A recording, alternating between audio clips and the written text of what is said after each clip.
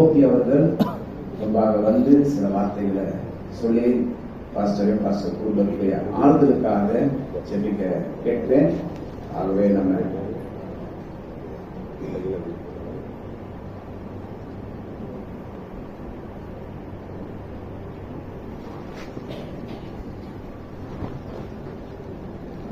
பாஸ்டர்கள் கடந்த சில ஆண்டுகளாக 15க்கும் அதிகமான சர்ச் பேஸ்ட் மிஷன்ஸ் மூவ்மெண்ட்டை உருவாக்கி இருக்கிறார்கள் என்பதை நாம் அறிந்திருக்கிறோம். அதில் ஒரு மிஷன் ஆர்கனைசேஷனாக கர்த்தருடைய சபையும் உருவாக்கி இருக்கிறார்.